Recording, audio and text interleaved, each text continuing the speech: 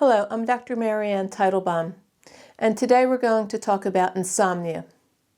Now, insomnia is defined as being a sleep disorder in which you have trouble either falling and or staying asleep, and it affects many people at some point or another in their lifetime.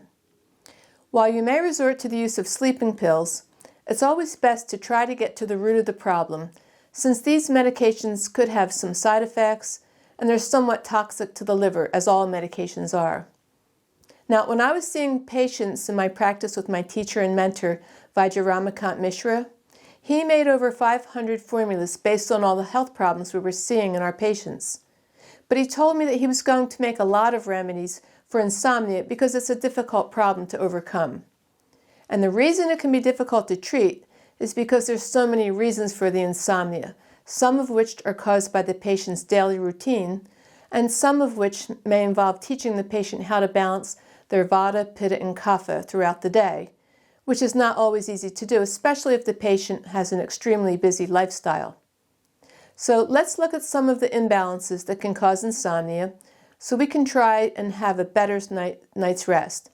Besides a healthy diet, exercise, and getting out in the sunshine, a good night's sleep is one of the most important factors to creating radiant health. And it's through good quality, uninterrupted sleep that the body can truly heal itself at a deep level. So first, it's important that you keep your hormone levels balanced. Now, it's normal for your glands to gradually produce less hormones with age, but your skin actually takes over and makes up for the lost hormones if you give it a drink of oil several days a week. That's why Ayurveda has always been recommending a daily oil massage throughout life, but especially in what is known as the vata stage of life, where the elements of vata, which is quick, dry, light, and rough, become more pronounced in one's physiology. So think about it this way. In the vata stage of life, we literally dry up. Our hormones, which are made out of cholesterol and have a lubricating action in our bodies, become less, therefore creating more vata. So if you put oil on your skin, which is the largest organ in the body, it can go to work for you and not only help you produce more hormones, but also help you to overcome this drying tendency we experience later in life, as our mouth and eyes, vaginal tract, and sinus passages dry out, and our joints become painful as they also lose their lubrication.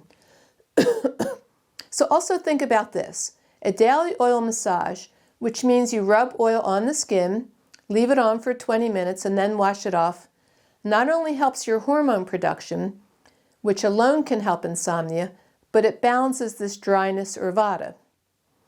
And it's been said in the ancient texts that difficulty falling asleep is due to high vata. So these oil massages can counteract the vata, making you less dry and more unctuous, in addition to eating a diet with good fats, like boiled whole cow's milk or goat's milk, ghee, olive oil, avocados, nuts, and seeds. But here's the other thing. You have to learn how to keep your vata balanced as you go through the day, because if it becomes aggravated, it will be difficult to fall asleep that night. Now, the Western way of saying this is that if you become too revved up during the day, releasing cortisol, adrenaline, and epinephrine by rushing through the day or having one too many long telephone conversations, becoming hyper or agitated, talking fast, moving fast, then these stress hormones that you produce during the day will prevent you from falling asleep at night. And also remember that since vata is light, dry, and cold, the diet must be the opposite, heavy, unctuous, and warm, which means warm cooked foods using the high quality fats we just mentioned over the low fat diets with lots of salads, cold smoothies, and raw vegetables. These will aggravate your vata. Also, keep in mind that lightness is one of the properties of vata.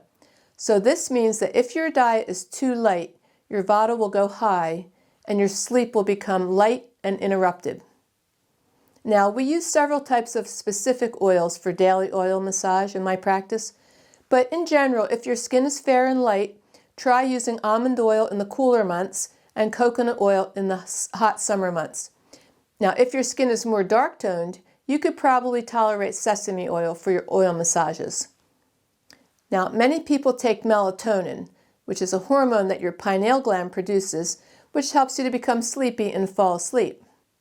We actually don't recommend the use of melatonin, even though it might sound like a more natural way to overcome the problem. Because in general, you don't want to take a hormone that your body already produces, as your own gland will then have no need to make it now, so it will shut down its production of the hormone, making your original problem even more difficult to resolve. Many people who take melatonin for sleep describe a long period of time weaning off it as they try to encourage their own pineal gland to make it again. Now, when it's dark, melatonin is slowly released, telling your body it's time to go to sleep. So to maximize the amount of melatonin to be released at night, it's good to increase your bright light exposure during the day, especially if you could walk in the early morning sun for about a half hour each day. But then at night, don't read your phone once you get in bed. The blue light from the phone will trick your pineal gland into thinking it's daytime, which will then decrease the melatonin output, causing you to stay awake since your body now thinks it's daytime.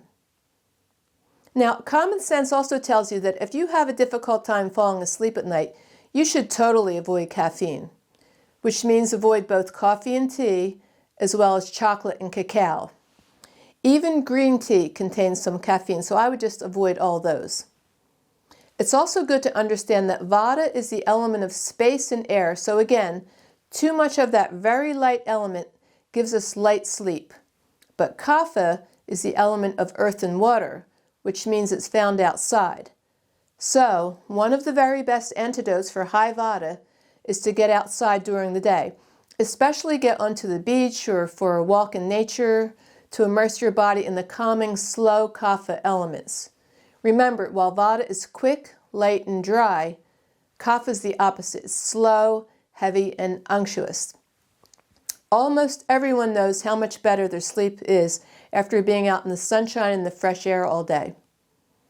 And if hormonal issues are creating your insomnia, then try the various herbal formulas Ayurveda has to offer you to help you make more of your own hormones. We don't recommend the use of the synthetic hormones because they've been shown to cause heart disease and breast cancer. Keep in mind, too, that if progesterone is low, then that might cause insomnia as well. We have many herbs in Ayurveda to help you increase your progesterone levels. Now, this is a huge problem I encounter in many of the women in my practice because there are many reasons during a lifetime which will cause progesterone to go low. One of the reasons is if your thyroid's low, which is at epidemic levels not only in the United States but around the world. Other reasons could be from the cortisol you release during the day when you're under stress, and also if you're on the birth control pill. So just these three factors alone, the low thyroid, the high stress, and the birth control pill use, can cause a tremendous amount of insomnia we see because it causes low progesterone levels. Now, the ancient texts also said that if pitta, the element of fire and water, goes high, then it'll wake you up at night once you have fallen asleep.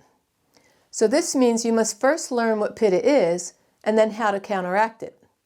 Now, the liver is a pitta organ, home to 5 digestive fires to extract the 5 elements from the food we eat, which are space, air, fire, water, and earth.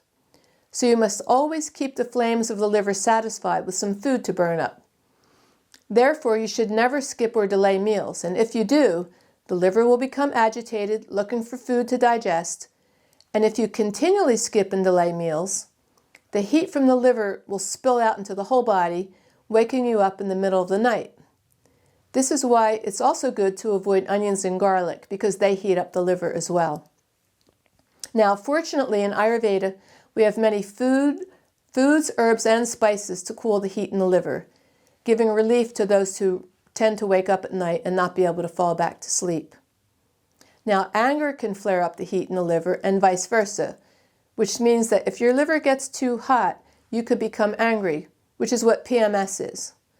The liver overheats right before the menstrual cycle, which is why many women become angry during that time. But once the cycle is over, the blood cools back down and the anger goes away. Now, drinking a warm cup of milk if you aren't lactose intolerant is one of the best sleep-inducing aids because it's so calming and vata pacifying. White poppy seeds are famous for inducing sleep. Here's a recipe for insomnia from my book, healing the thyroid with Ayurveda, and it's called poppy seed chutney. So mix 1 teaspoon of white poppy seeds with 1 teaspoon of coconut, either shredded fresh or dried. Melt a half teaspoon of ghee in a small pan over a medium-low heat until it becomes clear, then add a pinch each of both ground cumin and ground turmeric. Remove it from the heat immediately, add to the poppy seed mixture and mix it well. Let it stand for 5 minutes, and then add a pinch of salt and eat this right before going to bed. Now, it's not recommended that you use this recipe if you have to get your urine tested for drugs, because the poppy seeds contain small quantities of psychoactive opiates, primarily morphine, which can be detected in the urine up to 48 hours after the ingestion of the poppy seeds. Now, magnesium is also good to induce sleep. We recommend the use of magnesium chloride, and we give it transdermally through the skin, since taking it orally might induce diarrhea. We have various versions of magnesium chloride in forms of oils, creams, lotions, and baths for our patients to use, and to prevent both insomnia and a whole host of other problems, which can happen when magnesium goes low.